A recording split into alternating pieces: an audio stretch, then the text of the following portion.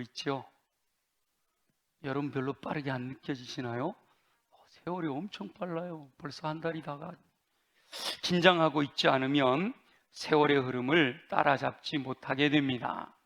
깨어 있어야 시간의 흐름을 놓치지 않게 됩니다. 저와 여러분은 긴장을 놓치지 말고 깨어 있어서 새해에 계획한 모든 일들이 차근차근 성취되는 삶을 사시기를 예수님의 이름으로 축원합니다. 새해에는 행함과 진실함으로 라는 표를 정하고 하나님의 음성을 따라 순종하는 삶을 살고자 결단하였습니다. 지금까지 하나님의 뜻대로 순종하는 삶을 살고자 노력하고 계신 줄 믿습니다. 하나님께서 서로 사랑하라, 다 지켜 행하라, 쉬지 말고 기도하라 명령하셨습니다.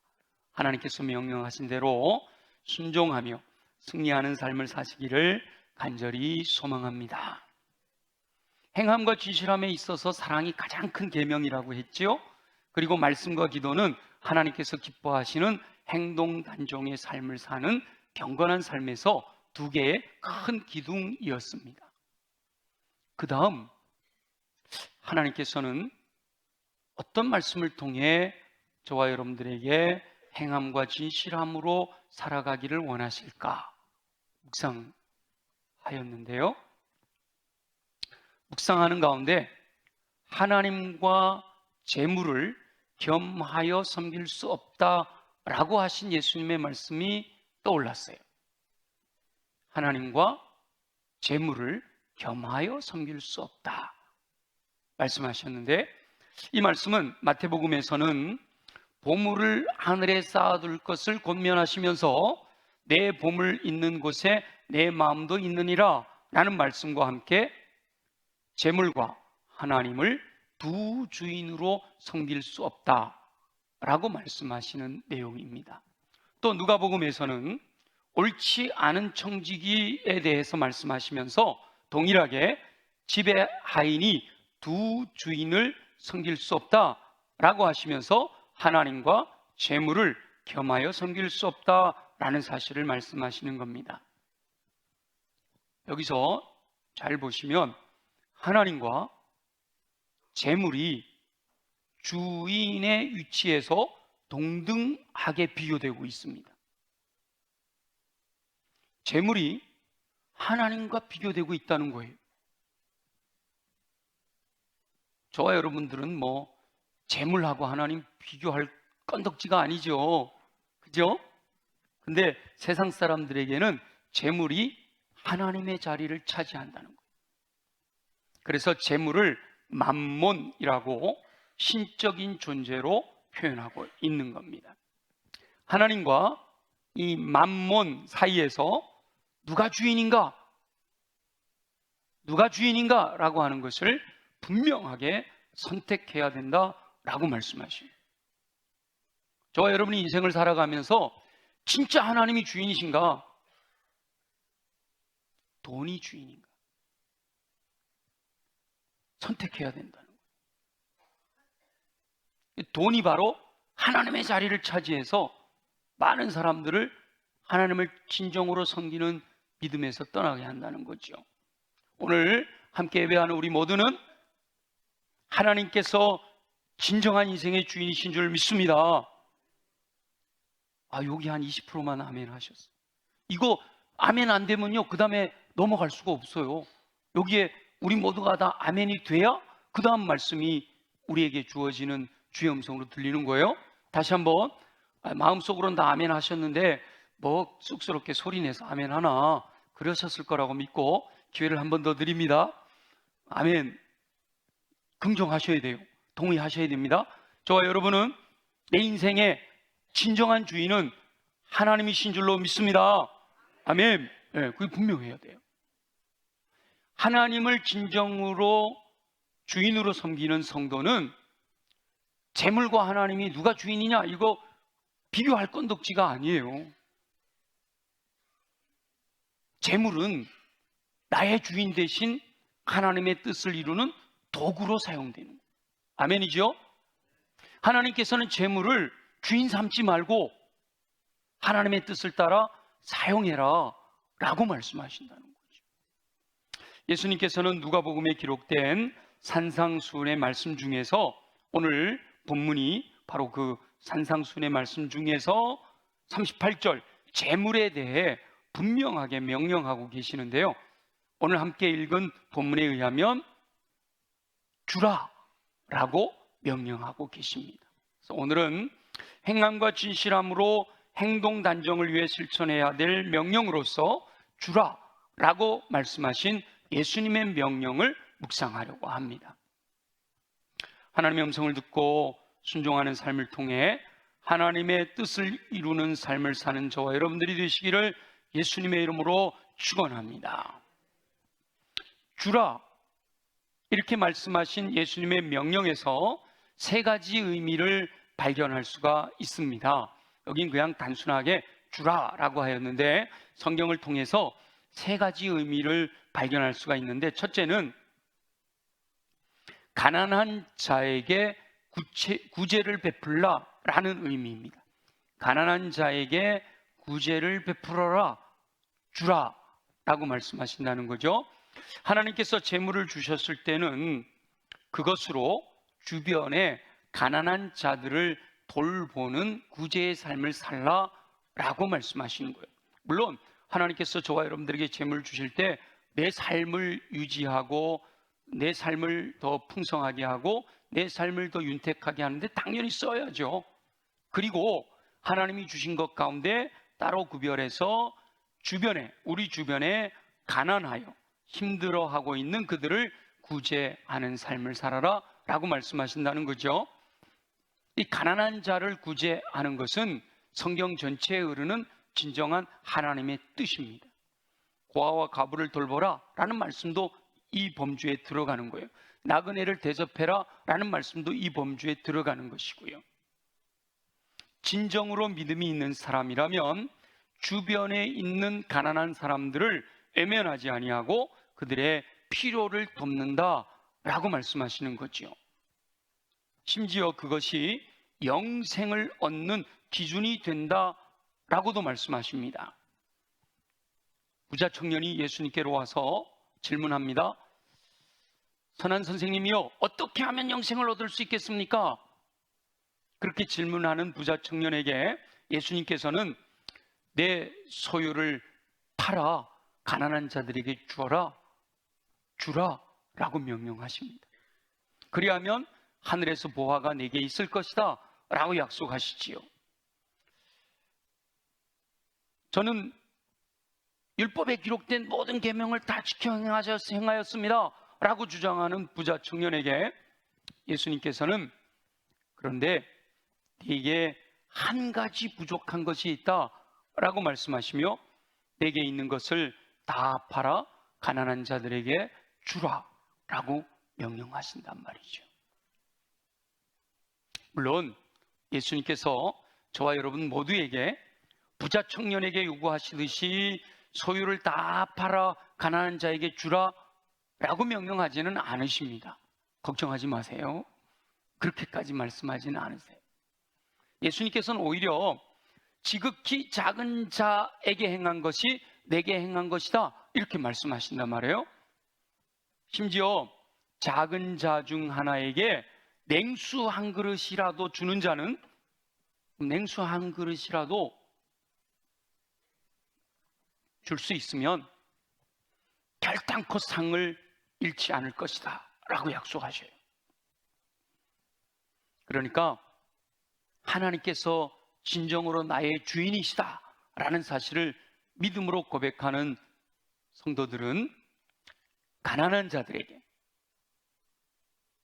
내가 가진 것 중에 가난한 자들의 필요를 따라 베푸는 것, 그것이 바로 주라 라는 명령에 순종하는 일이다 라는 거죠.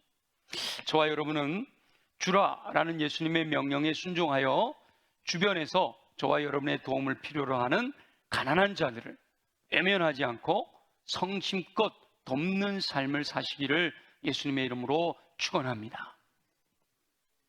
두 번째는 믿음으로 모험하고 투자하라 라는 의미입니다. 입니다. 전도서 11장 1절에 보면 너는 내 떡을 물 위에 던져라. 여러 날 후에 도로 찾으리라. 이렇게 말씀하셔요. 여기서 던져라, 주라 이 말씀으로 연결된단 말이죠. 이 말씀은 여러 가지 해석이 가능하지만 믿음으로 모험하고 투자하라 라는 의미가 담겨 있습니다. 그러면 여러 날 후에 도로 찾으리라, 하나님께서 풍성한 것으로 갚아주실 것에 대해 약속하시는 거죠. 전도서는 솔로몬이 기록한 성경이잖아요. 솔로몬이 부유할 수 있었던 솔로몬의 왕궁에는 은그릇은 발에 채였고 모든 것이 다 금그릇으로 사용되었다. 그렇게 풍성할 수 있었던 이유 중에 하나가 바로 무역을 하는 거였어요. 바다에 배를 띄워 무역을 하는 거였는데 그 의미를 담고 있는 겁니다. 지금은 무역이 그렇게 위험하진 않지만 그때 당시만 해도 모험이었거든요. 믿음의 투자였거든요. 근데 그렇게 했을 때 놀라운 것들, 수십 배의 이윤을 남길 수가 있었던 거지요. 하나님께서 기뻐하시는 일을 위해 물질을 사용하는 것, 그것이 주라라는 명령에 순종하여 믿음으로 모험하고 투자하는 겁니다. 그리하면 하나님께서는 상상도 하지 못했던 풍성한 것으로 채우시겠다라고 약속하시는 거죠. 엘리야가 찾아갔던 사렙다 과부의 모습에서 그 실제적인 예를 발견할 수가 있는데, 사렙다 과부는 계속되는 가뭄, 3년 동안이나 가뭄이 계속되어지니까 집에 있는 것들을 먹다가 이제 마지막 한 줌 가루와 조금의 기름밖에는 없었다는 거예요. 그래서 이 사렙다 과부가 마음속으로 생각하기를, 이제 마지막으로 한 줌 가루와 이 기름을 가지고 떡을 만들어서 아들과 함께 먹고 이제는 아들과 함께 죽기를 기다려야 하겠다. 죽기를 기다려야만 하는 그런 상황인 거죠. 그때 엘리야 선지자가 이 사렙다 과부를 찾아와서 먼저 떡 한 개를 만들어서 4개로 가지고 오라 라고 요구를 합니다. 저는 목회를 하면서 마지막 한 줌 남아있는 가루와 기름이 조금밖에 없는 사람에게 떡 한 개 먼저 나한테 갖고 오세요 말 못해요.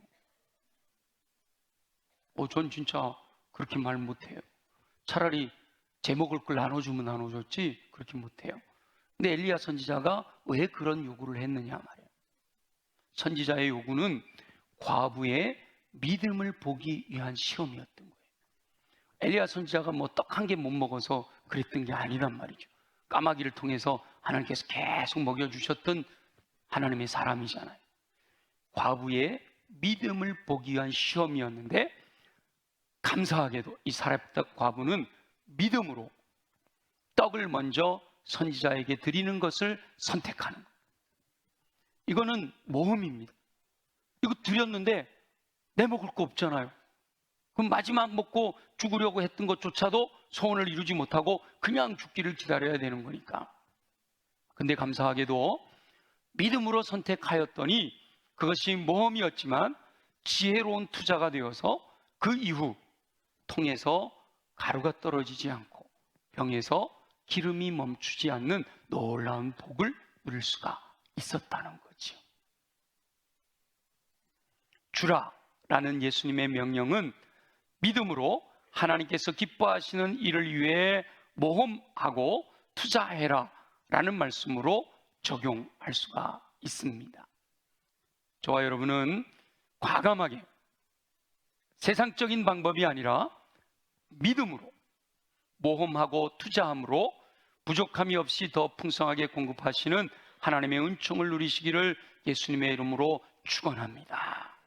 세 번째 의미는 하나님의 나라를 위해 드리라 라는 의미입니다. 주라 라는 말씀 속에는 하나님의 나라를 위해 드려라, 주라, 이게 동등한 입장에서는 주라 이렇게 얘기하지만 더 윗사람을 향해서는 주라 라는 표현이 뭐예요?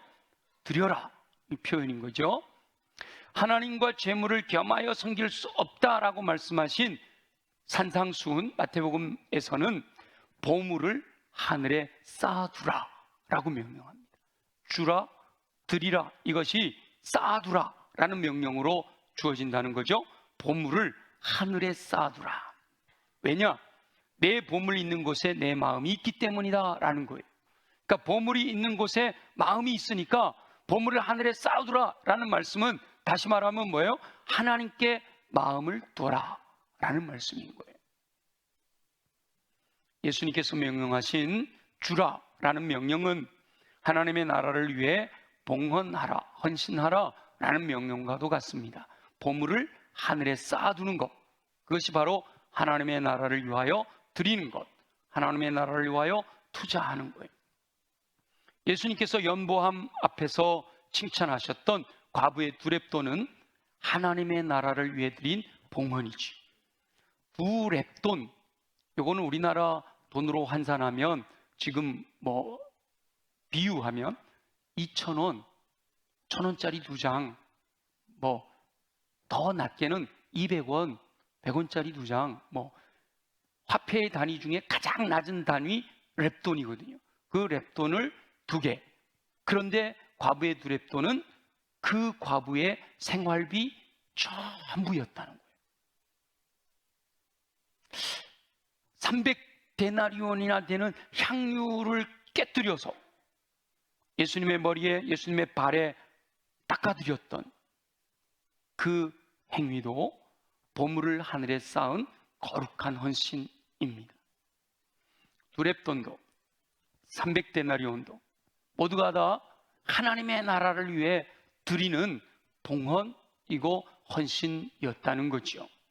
하나님께서는 하나님의 나라의 사역을 위해 드리는 것을 기뻐하십니다. 하나님께 드리는 헌신을 하나님께서는 절대로 잊지 않으십니다.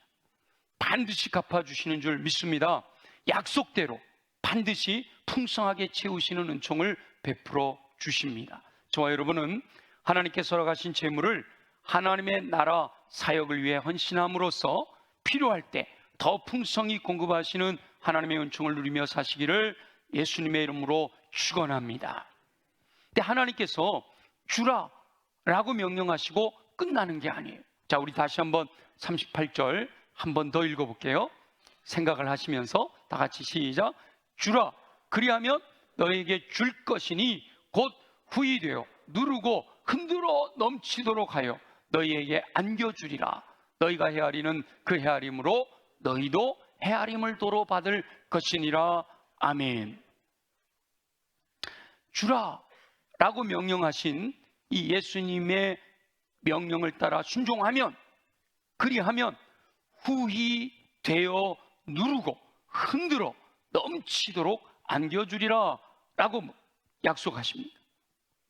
그런데 그 뒤에 보면, 다시 한번 띄워주세요. 한번 보세요.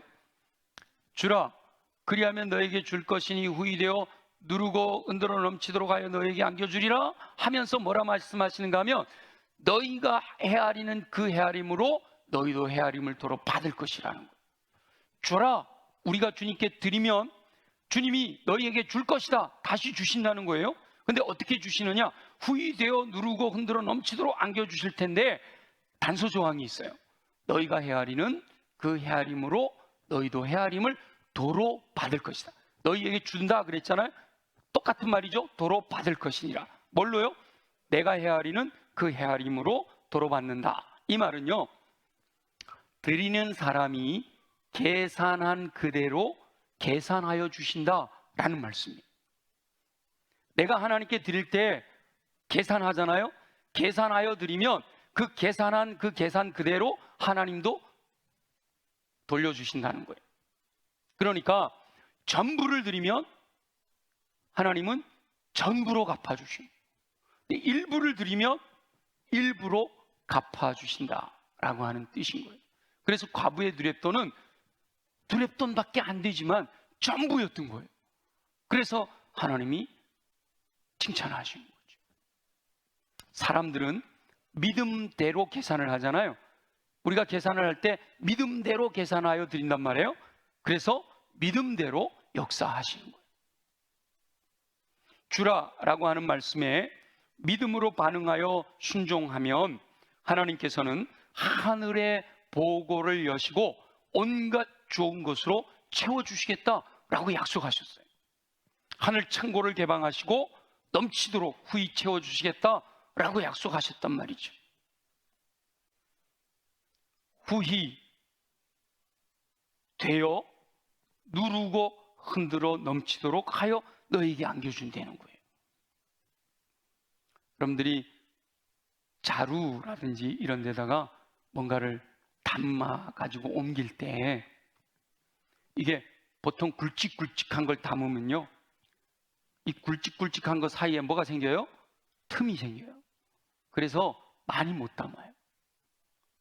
그 사이사이에 또 이렇게 잘 들어가도록 해야 돼요. 그렇게 하기 위해서 가득 담은 다음에 뭐해요? 눌러야 돼요. 눌러야 돼요. 그리고 뭐해요? 흔들어야 돼요. 흔들어. 그러면은 이만큼 됐던 게 누르고 흔들면 쑥 내려가요. 그죠? 그럼 거기 위에 뭘 한다고요? 더 넘치도록 해서 안겨주신다는 거예요. 아멘이죠?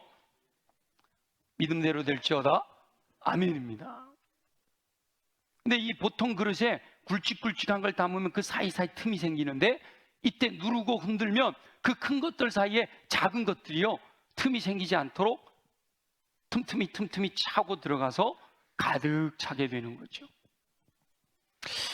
주라라고 하는 이 예수님의 명령에 순종하면 이렇게 굵직굵직한 것들 사이사이에 작은 것들이 들어가서 가득 채워지도록 안겨주신다라는 의미를 해석을 해보면, 저와 여러분이 인생을 살면서 간구하는 굵직굵직한 기도의 제목들이 있는데 그것 들어주시겠다라고 약속하시는 거예요. 대학을 앞두고 입시를 위해 기도한다거나, 취직을 앞두고 직업을 위해 기도한다거나, 결혼을 앞두고 기도한다거나, 이제 어르신들은 또 이제 굵직굵직한 인생의 사건 속에서 이 큰 것들을 기도할 때마다 하나님께서 풍성하게 넘치도록 채우신다는 거죠. 그런데 그 사이사이에 작은 것들까지도 가득 차도록 채워주시겠다라는 약속이란 말이죠. 이건 뭔가 하면, 여러분이 지난밤 잘 주무시고 아침에 건강하게 일어나신 줄 믿습니다. 그러니까 여기 오신 것이, 그죠? 그거는 별 대수롭지 않게 생각하기 때문에 당연한 줄 알아요. 근데 그것도 은혜라는 거예요. 여러분이 건강하게 일어나서 꽃단장 하시고, 그리고 오시는 동안 안전하게 온 것도 은혜인 줄로 믿습니다. 이렇게 예배 자리에 앉아서 예배하는 것도 얼마나 은혜인지 몰라요. 몸이 불편하면 앉아있는 것도 힘들거든요. 근데 이렇게 앉아서 하나님께 예배할 수 있게 하신 거, 사소한 거지만, 아주 작은 것들처럼 보여지지만, 이런 것들이 굵직굵직한 것들 안에 사이사이에 가득가득 채워져서 이 전체가 우리의 인생이 풍요로워지는 줄로 믿습니다. 저와 여러분은 주라라고 하는 예수님의 명령에 순종함으로써 후히 되어 누르고 흔들어 넘치도록 굵직굵직한 것뿐만 아니라 그 사이사이에 작고 사소한 것들까지 채워주시는 종을 누리며 풍성한 삶을 사시기를 예수님의 이름으로 축원합니다. 주라라고 명령하셨는데, 이 명령을 구체적인 행함과 진실함으로, 행동으로 우리의 삶에 나타나야 되잖아요. 그럼 이 주라라는 예수님의 명령을 어떻게 적용할까? 구제하라라는 말씀은 여러분들이 주변에 어려운 분들이 없는가 잘 살펴보시고 성령의 감동을 따라 순종하시기를 바랍니다. 믿음으로 모험하고 투자해야 될 때는 과감하게 믿음으로 순종하시란 말이죠. 지금 제가 여러분과 함께 적용을 구체적으로 나누려고 하는 것은 하나님의 나라를 위해 드리라라는 이 말씀의 주제를 가지고 좀 더 구체적으로 살펴보려고 해요. 이 주라라는 명령에 순종하기 위해서 하나님의 나라를 위해 드리는 가장 기본적인 것은 11조입니다. 소득의 10분의 1을 하나님께 드린다라는 거죠. 예수 믿는 분들, 아주 초신자가 아니고는 11조 모르는 분들은 없을 거예요. 근데 왜 하나님께서 11조를 드리라고 그러느냐? 뭐 하나님께서 가난하셔서? 아니잖아요. 하나님께서 하나님의 백성들에게 11조를 드리라라는 것은 네가 진짜 내가 주인이야? 이걸 보는 기준이라는 거죠. 진짜 하나님이 주인이시냐고, 하나님이 내게 모든 것을 주셨다라고 하는 것을 분명하게 믿는다면 내가 너에게 준 소득 가운데 10분의 1을 하나님께 드려서 그 믿음을 증명해라 라고 하는 거예요. 그런데 이 10분의 1을 주님께 드리는 것이 일상의 삶에서 수치상으로 보면 손해를 보는 것 같지만 하나님께서는 결코 약속을 어기지 않으시기 때문에 하나님의 창고에 11조를 드려라. 그리하면 하늘 문을 열고 복을 쌓을 곳이 없도록 부어주시겠다라고 약속하셨단 말이죠. 심지어 그렇게 시험하여 보라 라고까지 말씀하셨어요. 그러니까 하나님께서 우리 하나님의 백성들, 하나님의 자녀들이 하나님이 내 인생의 진정한 주인이십니다 라는 믿음을 가지고 살아갈 때는 부족함이 없도록 풍성하게 공급해 주실 것에 대해서 분명하게 약속하신다라는 사실입니다.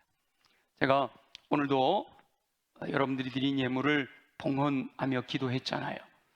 우리 교회는 여러분들이 자원해서 들어오면서 헌금을 드리니까 모아가지고 하나님 앞에 봉헌한단 말이에요. 그래서 제가 그렇게 봉헌한 다음에 봉헌 기도를 드릴 때 우리 성도들이 드리는 예물을 하나도 놓치지 않기를 원해서, 나는 믿음으로 드렸는데 그것이 하나님께 봉헌 기도로 올려드려지지 않으면 속상하잖아요. 그래서 가능하면 제가 여러분들이 드린 예물을 하나도 놓치지 않으려고 의도적으로 교회에서 드리는 예물에 대해서 구체적인 제목을 언급합니다. 물론 제가 무슨 생일감사헌금, 신방감사헌금 뭐 이렇게까지 아주 세밀하게는 말씀드리지는 않지만 큰 제목으로는 늘 빠뜨리지 않고, 어떤 분들은 아유 목사님 뭐 봉헌기도 할 때마다 그렇게 일일이 그 제목을 다 나열하세요 이러시는데, 저는 목적이 있는 거예요. 분명하게 우리 성도들이 드린 예물 중에서 하나도 놓치지 않고, 그래서 혹시나 10가지 제가 쫙 나열하는데 거기서 놓친 것이 있을까 봐 그 외에 하나님께 드려지는 헌신과 봉사 이것까지 하잖아요. 제가 기도하면서 3가지를 제일 먼저 언급을 합니다. 주일헌금, 감사예물, 온전한 세빌조, 이렇게 묶어서 기도를 해요. 여러분은 제가 그냥 기도하면서 아무 생각 없이 하는 것 같지만 여러분 잘 들어보시면 제가 이렇게 묶어서 합니다. 주일헌금, 감사예물, 온전한 11조, 그리고 잠시 쉬어요. 그리고 성전봉헌 이렇게 가요. 그리고 또 잠시 쉬었다가 성미 일천번제, 강단 곳곳이, 이렇게 10가지 우리 교회는 드려지는 이렇게 있는데 그 중에서 7개가 하나님께 드려지는 예물로 묶여 있잖아요. 그래서 요 주일헌금, 감사예물, 11조를 묶어서 제일 먼저 하나님께 봉헌 기도를 드리는 이유는 그것은 성도로서 기본으로 드려야 한다라고 생각하기 때문이에요. 주일 예배에 참여하여 주일헌금을 드리는 것은 기본이다라는 거죠. 감사한 믿음을 담아 드리는 감사 예물은 성도로서 마땅히 해야 될 일이라는 거예요. 그리고 11조는 성도가 당연히 드려야 할 예물이라고 믿기 때문에 이렇게 주일헌금, 감사 예물, 온전한 11조 하고 기도를 한다는 거죠. 그리고 다음에 자원하여 작정하여 드리는 예물에 대해서 기도를 하는데 성전봉헌, 선교구제, 장하, 이렇게 제가 언급을 하지요. 그 다음에 성미, 일천번제, 강단 꽃꽂이는 이렇게 예물, 헌금으로 드린다기보다 작정하고 드리는 여러 가지 것들이라서 요 7가지를 제가 또 강조를 하는 건데, 매년 연초에 따로 작정하는 시간을 갖지 않아도 우리 교회 성도들은 자원해서 이 성전봉헌, 선교구제, 장학을 작정하시고 1년 동안 지켜 행하십니다. 교회들마다 연초에 선교 헌신 예배, 무슨 장학 헌신 예배, 구제 헌신 예배, 그래가지고 1년 동안 헌금을 얼마를 할 건지 이렇게 적어내도록 이렇게 하는 교회들도 있어요. 저 그거 나쁘다고 생각 안 해요. 그러나 우리 교회는 그렇게 작정하지 않고 스스로 자원하여 여러분들이 드릴 수 있도록 헌금 봉투 꽂이함에다가 봉투만 넣어 드리잖아요. 그럼 여러분들이 스스로 자원하여 드리는 거죠. 아직 작정하지 못하신 분들은 자원하여 작정하고 지켜 행하시면 좋겠습니다. 그런데 선교 헌금을 드리는 분들이 다른 분들보다는 좀 많아요. 그럼에도 늘 우리 교회에서 밖으로 보내는 선교 헌금에는 못 미쳐요. 그리고 구제와 장학 헌금은 매년 예산보다 미달이 되고 있어요. 어떤 때는 50%를 넘기지 못할 때도 있더라고요. 그래서 선교, 구제, 장학을 앞에서 강조하지는 않으니까 여러분들이 자원하여 드리는데, 그럼에도 불구하고 여러분 스스로 하나님께 드리면 하나님이 채워주신다고 약속하시니까 믿음으로 결단하면 좋겠습니다. 후이되어 누르고 흔들어 넘치도록 하여 안겨주시겠다 약속하시는 말씀을 믿음으로 약속대로 역사하시는 은총을 누리는 저와 여러분들이 되시기를 소망합니다. 특별히 성전 봉헌 헌금에 대해서는 자세히 언급하기를 원하는데요, 우리 교회가 건축이 끝나고 2019년 입당할 때 40억 가까이 부채가 남아 있었습니다. 그리고 지난 4년 6개월 동안 절반 정도 갚을 수 있었어요. 여러분 별로 감동이 없으신데, 제가 입당할 때 40억 정도 부채가 있었는데 지난 4년 6개월 동안 한 20억 갚았다고 우리 친구 목사님들한테 이야기하면요, 놀래. 게다가 그 기간이 코로나 기간이었잖아요. 코로나 때마다 교회들이, 어떤 교회는 예산이 50% 반토막 난 교회들도 있고 거의 다 줄었거든요. 근데 감사하게도 우리 교회는 코로나 때도 줄지 않았어요. 오히려 더 늘었어요. 그래서 빚을 많이 갚을 수가 있었던 거죠. 다들 놀랜다니까요. 하나님의 은혜인 줄로 믿습니다. 그런데 이제 2028년이면 100주년을 맞이한단 말이죠. 100주년을 맞이하면서 우리 모두가 마음을 모으는 것 중에 하나가 성전을 온전히 봉헌하자라는 마음들이 있단 말이에요. 그런데 100주년이 될 때 성전을 온전히 봉헌하려면 지금보다 더 적극적으로 열심을 내야 됩니다. 물론 남아있는 부채가 모두 건축으로 인한 재정은 아니에요. 남아있는 부채가 우리 요 앞에 주차장을 했던 땅 산 것도 들어있고, 또 우리 부교역자들 사택에 들어가는 모든 비용도 또 이 재정에서 나가기 때문에 사실은 정확하게 계산하여, 그렇다면 부채, 그런 데 쓰인 부채를 남겨두고도 봉헌이라고 할 수 있어요. 그러나 어떤 부채로 생겨났든지 100주년이 되었을 때 완전히 부채가 없는 상태로 하나님께 온전히 봉헌하면 더 의미가 있을 거잖아요. 근데 그것이 쉽지가 않다는 거죠. 100주년이 되는 해가 2028년이에요. 그리고 우리 교회는 창립기념일이 4월 8일이잖아요. 그래서 4월 첫 주에 늘 창립기념 예배를 드려요. 올해도 4월 7일이 4월 첫 주일인데, 그래서 창립기념 예배를 드리면서 오전에는 은퇴하신 분들 은퇴식을 해드리고, 오후에는 새로 임직하시는 분들 임직식을 하게 되잖아요. 그렇다면 이 부채를 갚을 수 있는 기간이요, 2027년 말까지, 좀 더 구체적으로 2028년 3월까지로 쳐도 부채를 완전히 상환할 수 있는 기간은 4년 2개월 밖에 안 된다는 거예요. 그렇게 4년 2개월 동안 20억 가까이 남아있는 부채를 다 청산하려면 매년 5억씩은 갚아야 하는 거예요. 4년이니까 5억씩은 매년 갚아가야 완전히 부채를 청산하게 되는데, 사무총회를 통해서 여러분 보고를 받으셨지만 지난해에 부채를 상환한 금액이 3억 3천입니다. 완공하던 해는 6개월, 2019년 6월 달에 입당을 했으니까 남은 6개월 동안 1억 정도를 갚았고요. 그때는 급하지 않았으니까. 그리고 2020년부터 본격적으로 이제 부채를 상환하기 시작했는데 2020년에 4억 9천, 2021년에 4억 3천, 22년에 4억, 그리고 지난해 3억 3천을 갚았단 말이에요. 숫자에 좀 민감하신 분들은 제가 왜 구체적인 숫자를 나열하는지가 감이 오실 거예요. 다시 한번 해볼게요.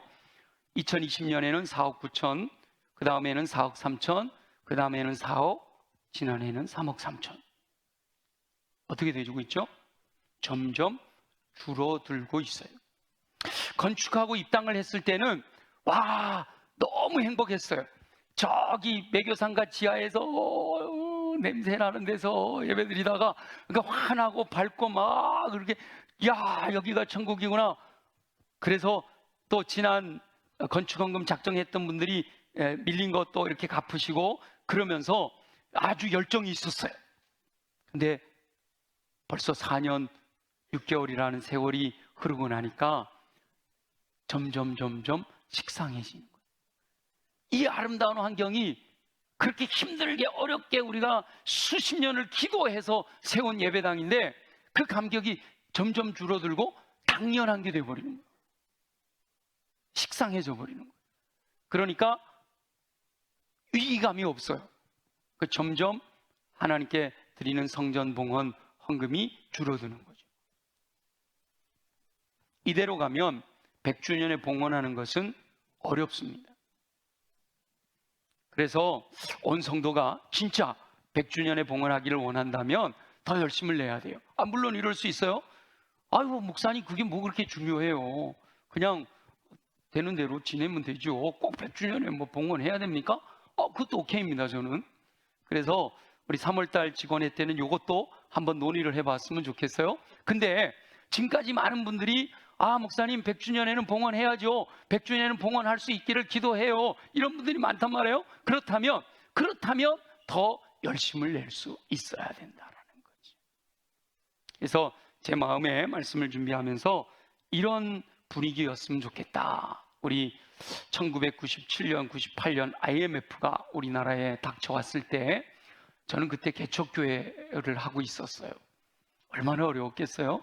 그 어려운 때에도 나라가 빚을 져서 나라가 부도의 위기가 있다 하니까 온 국민이 그 나라의 부채를 상환하기 위해서 금 모으기를 하며 마음을 모았잖아요.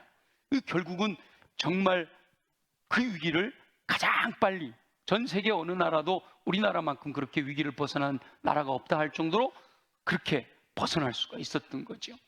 그런 마음 가지고 온 성도가 적극적으로 성전 봉헌을 위하여 열심을 내면 100주년이 되는 해에 온전히 봉헌을 할 수 있지 않을까 전망해 봅니다. 제가 구체적으로 이렇게 예를 들다 보니까 어떤 분에게는 부담이 될 수도 있겠어요. 또 어떤 분, 모처럼 교회 나왔더니 하필 오늘 헌금 설교하냐고. 여러분 잘 아시듯이 제가 1년에 헌금 설교 한두 번 이상 안 하잖아요, 그죠? 근데 하필이면 또 오늘 나와가지고 시험에 들지 마시기 바랍니다. 왜 부담스러운 줄 알면서도 이 말씀을 나누느냐? 오늘의 주제가 뭐죠? 누가 주인인가? 누가 주인인가요? 누가 내 인생의 주인이 되고 있는가라는 거예요. 내 인생의 주인이 진짜 하나님이신가? 내 인생의 주인이 만몬이 주인이 되어 있는가라고 하는 것을 분명히 하라라고 말씀하시기 때문이에요. 하나님과 재물을 겸하여 섬길 수 없다라고 말씀하시며 주라라고 명령하시는 말씀을 듣고 순종하기 원하시는 주님의 음성을 듣게 된 거지요. 아무쪼록 저와 여러분들이 우리 모두마다 상황이 다 다르잖아요. 그래서 저와 여러분이 처한 그 상황에서 하나님이 지혜를 주셔서 구체적으로 주라라고 명령하시는 말씀에 순종함으로 가난한 자들 구제하고 믿음으로 모험하고 투자하고 하나님 나라 사역을 위하여 드리는 것을 통해 후이되어 누르고 흔들어 넘치도록 하여 안겨주시는 은총을 누리는 삶을 사시기를 예수님의 이름으로 축원합니다.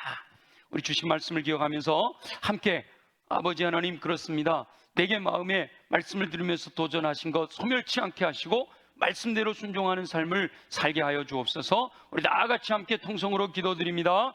주인을 분명히 하여 보물을 하늘에 쌓아두기 원하시는 우리 주 여호와 아버지 하나님, 하나님과 재물을 겸하여 섬길 수 없다라고 말씀하시는 음성을 듣습니다.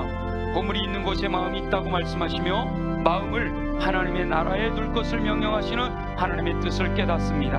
인생의 주인이 누구인가 분명하게 선택하기를 하나님께서 원하신다는 뜻을 깨닫습니다. 이미 예수 그리스도를 주로 영접함으로 온전히 하나님께 인생을 올인하는 믿음을 허락하셨으니 감사합니다. 이제 재물에 대한 태도와 행동으로 하나님께서 진정으로 인생의 주인이심을 고백하는 삶을 살게 하여 주옵소서. 구체적으로 주라라고 명령하시는 예수님의 음성을 듣게 하시니 감사합니다. 가난한 자를 구제하는 삶을 살게 하시기를 원합니다. 믿음으로 하나님께서 기뻐하시는 일에 모험하고 투자하는 삶을 살게 하여 주옵소서. 무엇보다 하나님의 나라를 위하여 드리는 삶을 살게 하시기를 소원합니다. 부의되어 누르고 흔들어 넘치도록 안겨주실 것을 믿습니다. 인생을 살며 허락하시는 굵직굵직한 것뿐만이 아니라 일상에서 구하는 사이사이의 작은 것들까지도 놓치지 아니하고 넘치도록 가득가득 채워주실 줄로 믿습니다. 개인적인 삶에 허락하시는 환경에서 주라라는 명령에 순종하는 삶을 살아가게 하여 주옵소서. 무엇보다 교회 공동체 안에서 주라는 명령에 순종할 수 있도록 성령의 감동을 허락하여 주시기를 소원합니다. 성령의 감동에 순종함으로써 개인의 삶이 풍요를 누릴 뿐만 아니라 하나님께서 허락하신 우리 수원성결교회 공동체가 부채를 청산하고 하나님의 나라를 위해 귀하게 쓰임받는 사역으로 건강하게 세워지는 은혜를 누릴 수 있도록 은총을 베풀어 주시옵소서. 허락하실 주님을 찬양합니다. 감사합니다. 영광을 받아 주시옵소서. 살아계시 역사하시는 우리 주 여호와 아버지 하나님, 오늘 말씀을 듣고 믿음으로 순종하고자 결단하는 영혼들에게 육체의 강건함을 허락하셔서 믿음대로, 마음은 원인데 육신이 연약한 것이 아니라 육신도 내 마음을 따라가 충성하고 헌신하는 삶을 살아갈 수 있도록 역사하여 주시옵소서. 우리 연약한 부위에 손을 얹고 믿음으로 기도합니다. 낯선 예수 이름으로 명하노니 모든 육체의 질병은 뿌리째 뽑혀 떠나갈지어다. 그리하여 독수리 날개친 같은 새 힘을 공급받아 걸어가도 피곤치 않고 뛰어가도 고단치 않는 강건함으로 주의 영광 나타내게 하여 주시옵소서. 가슴에 손을 얹고 함께 기도합니다. 내 마음이 무너졌습니다. 내 마음에 더러운 것들이 가득 차 있습니다. 육체는 강해도 마음이 무너지면 힘을 잃게 되는데, 주여, 내 안에 들어와 있는 하나님이 기뻐하시지 않는 더러운 것들은 예수 보혈의 능력으로 명하노니 정결하게 깨끗하게 새롭게 될지어다.